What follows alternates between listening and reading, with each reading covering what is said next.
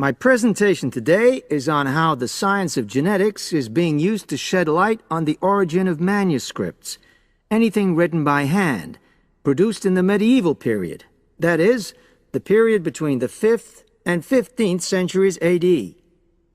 As many of you know, thousands of medieval handwritten books still exist today. Some of them have a clear provenance, that is, we know exactly where and when they were written.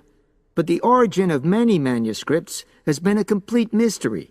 That is, until 2009, when geneticists started using DNA testing to shed light on their origins. But before looking at the new research, I need to explain something about the way the manuscripts were produced, particularly what they were written on. Virtually all were written on treated animal skins, and there were essentially two types. The first was parchment, which is made of sheepskin. It has the quality of being very white, but also being thin. It has a naturally greasy surface, which meant it was hard to erase writing from it. This made it much sought after for court documents in medieval times. The second type is vellum, which is calfskin. This was most often used for any very high-status documents because it provided the best writing surface, so scribes could achieve lettering of high quality. So, once the animal hides had been chosen, they had to be prepared.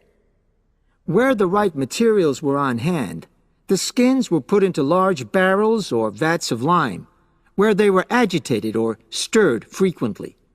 But if lime wasn't available, then the hides were buried. Both these techniques were designed to cause the hair to slough off and the skins to become gelatinous and therefore more flexible. The next stage was to put the hides on stretcher frames and pull them very tight. While on the frame, they were scraped with a moon-shaped knife in order to create a uniform thickness. For parchment, that was the end of the process.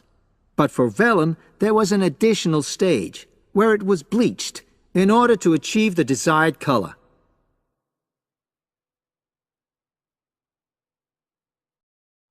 So, what does all this preparation mean for the quest to identify the origins of mystery manuscripts? Well, until recently, the only way historians and other academics were able to guess at origins was either through the analysis of the handwriting style or from the dialect in which the piece was written. But these techniques have proven unreliable for a number of reasons. It was thus decided to try to look at the problem from a different angle, to start from what is known, that is, the small number of manuscripts whose origins we do already know. Because these parchments and vellum are both made from animal hides, it was possible to subject them to DNA testing and to identify the genetic markers for the date and location of production. From this was created what is known as a baseline. The next stage was to test the mystery manuscripts, finding their DNA characteristics, and then making comparisons between the known and the mystery scripts. Genetic similarities and differences enabled the scientists to gain more information about the origins of the many manuscripts we had known virtually nothing about up to that point. Now you might ask, what are the potential uses of this new information? Well, obviously, it can shed light on the origin of individual books and manuscripts. But that's not all. It can also shed light on the evolution of the whole of the manuscript production industry in medieval times.